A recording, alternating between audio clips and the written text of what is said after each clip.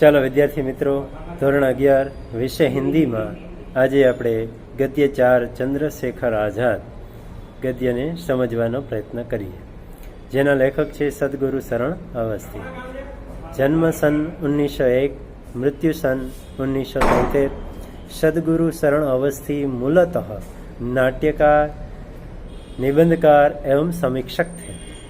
कानपुर में BNSD college के आचार्य थे. श्री अवस्थी का लेखन उनके जीवन काल से जुड़ा हुआ है, जो मूलतः प्रेरणादायक है. तुलसी के 4 पल तथा भ्रमित पथिक इनकी प्रमुख रचनाएं हैं. ये इनकी 2 अच्छी पुस्तकें हैं, सदगुरु शरण अवस्थी और ये इनका परिचय. अब चंद्रशेखर आज़ाद के बारे में सदगुरु शरण अवस्थी क्या लिखते हैं, देखिए. प्रस्तुत संस्मरण में लेखक ने चंद्रशेखर आज़ाद से जुड़ी हुई स्मृतियों के माध्यम से उनके जीवन, व्यक्तित्व तथा उनकी निडरता पर दृष्टिपात किया है.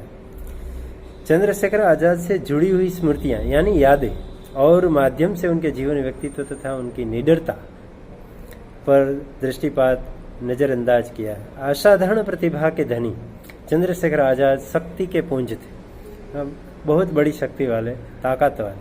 उन्हें अपने आप पर पूर्ण विश्वास था. आकर्षक व्यक्तित्व, निडर, आत्मनिर्भर, मितभाषी इस वीर पुरुष को स्वर्गीय कहने से लेखक को बड़ी चोट पहुंचती है. उनसे जुड़ी अनेक सूक्ष्म बातों पर लेखक ने प्रकाश डाला है. तो ये इनका सारूप पैराग्राफ था. अब देखिए चंद्रशेखर आज़ाद के बारे में इस गद्य में सदगुरु शरण अवस्थी ने क्या क्या लिखा है. उन्हें स्वर्गीय कहते हुए चोट लगती है.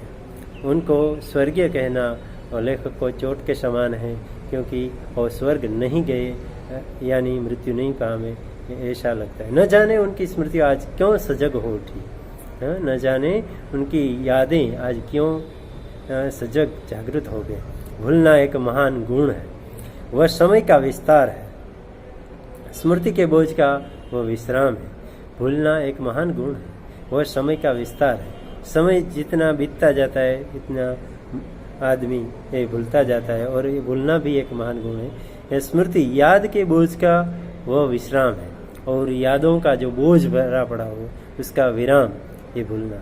शरीर में लगे हुए खरोंच, देह में लगे हुए घाव समय के सहारे सूखते और भरते हैं. जिस तरह शरीर में लगे हुए खरोंच, देह में लगे हुए घाव हैं, समय के सहारे सूखते और भरते हैं.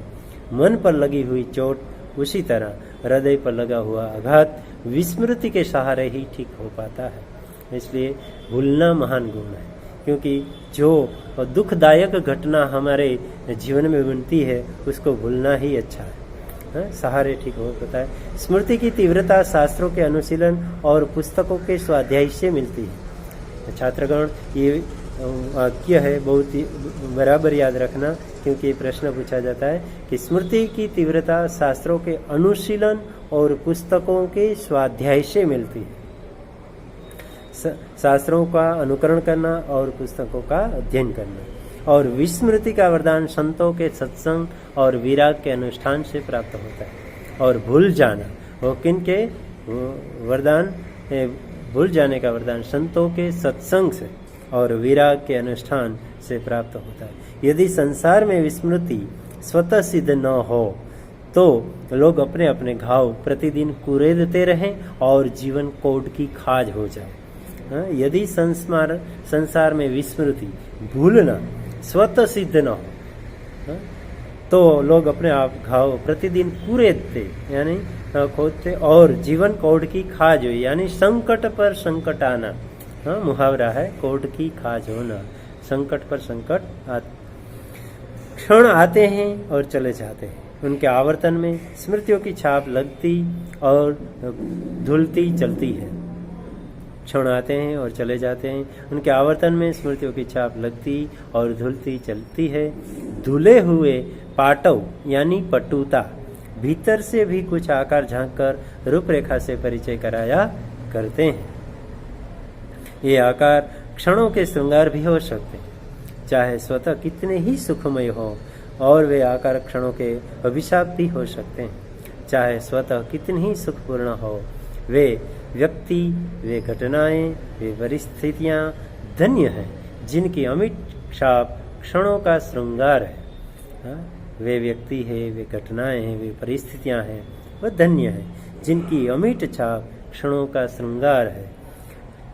उनके लिए विस्मृति समय के प्रवाह को रोककर स्वयं घंटों प्रतीक्षा करती है। मन में संतत्व यानी साधुता और चिराग की स्वतः वर्षा हुआ करती है। विस्मृति समय के प्रवाह को रोककर स्वयं घंटों प्रतीक्षा करती है।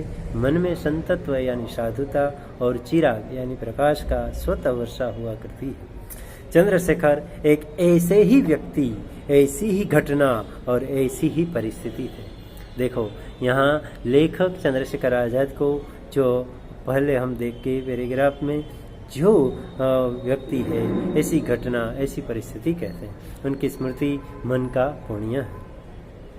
मेरी न जाने कितनी बार उनसे भेंट हुई होगी, मेरी न जाने कितनी बार उनसे भेंट हुई होगी। मेरे छोटे भाई के मित्र होने के कारण वे मुझे हमेशा भैया कहिया करते थे। सदगुरु शरणावस्थी कहते हैं कि चंद्रशेखर आजाद है मेरे छोटे भाई के मित्र होने के कारण मुझे हमेशा भैया कहते थे। किसी के घर, किसी सड़क पर, किसी रेलवे स्टेशन पर, जिस हालत में भी वे दिन के किसी क्षण में मुझे मिले, किसी के घर मिले, किसी के सड़क पर मिले, किसी रेलवे स्टेशन पर, किसी हालत में, जिस भी हालत हो, जिस हालत में वे दिन के किसी भी क्षण में मुझे मिले तो वे मुझे हमेशा भैया कहते। उन्होंने हमेशा ही मेरे प्रति अग्रज का सम्मान प्रदर्शित किया। उन्होंने हमेशा मेरे सामने अग्रज यानी बड़ा भाई उसका सम्मान मुझे दिया है। क्रांतिकारी लोग वचन के बड़े कृपण और मंतव्य के बड़े गोप्य होते। ये छात्रगण, ये वाक्य भी बहुत अच्छी तरह से याद रखना, क्योंकि क्रांतिकारी लोग कैसे होते हैं? वचन के बड़े कृपण यानी कंजूस और मंतव्य के बड़े गोप्य होते हैं। वो अपना मंतव्य गोप्य रखते हैं और वचन के बहुत कम देते हैं। पर उन्होंने अपना समझकर मुझसे कभी कोई दुराव नहीं रखा। पर चंद्रशेखर आजाद ने मुझे अपना समझा और कभी कोई दुराव यानी भेदभाव नहीं रखा। उन्हें भय बिल्कुल न था। वे निश्चिंत थे कि वे जीते जी किसी के हाथों नहीं आ सकते। उन्हें भय बिल्कुल न था। अंग्रेज सल्तनत के सामने वो लड़ रहे थे, लेकिन किसी के हाथों नहीं आ सकते। वे निश्चिंत थे। कटी से लटकते हुए 2 माउचर पिस्तौल और कंधे पर पड़ी हुई कारतूस की पेटी पर उनका पूरा भरोसा था। तो कटी से लटकते हुए 2 माउजर, कटी यानी कमर, कमर में लटकते हुए 2 माउजर पिस्तौल थे और कंधे पर पड़ी हुई कारतूस की पेटी, पिस्तौल में भरने के कारतूस की पेटी पर उन पर पूरा भरोसा था। जिस किसी के घर हम लोगों ने उन्हें छिपा कर रखने की व्यवस्था की, उसे वे हमेशा निश्चिंत रखते थे। जिस किसी के घर में हम लोग उन्हें छिपाते थे, चंद्रशेखर आजाद को व्यवस्था की, तो उसे हमेशा वे निश्चिंत रखते थे। उन्होंने स्पष्ट कह रखा था कि वे 4 घर दूर पहुंचकर तमंचे बजाएंगे।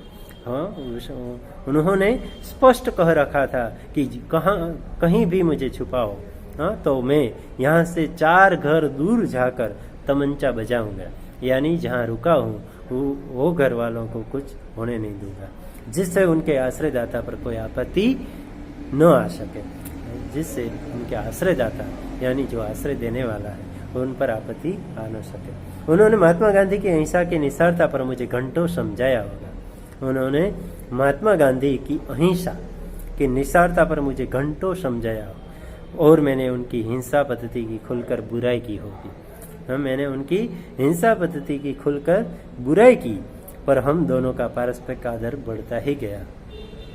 मैंने हिंसा पद्धति की खुलकर बुराई की, दोनों के पारस्परिक आदर बढ़ता ही गया, क्योंकि हम दोनों अपने विचार में ईमानदार थे। मेरा विचार केवल तर्क का श्रृंगार और मानसिक प्रयत्न मात्र था।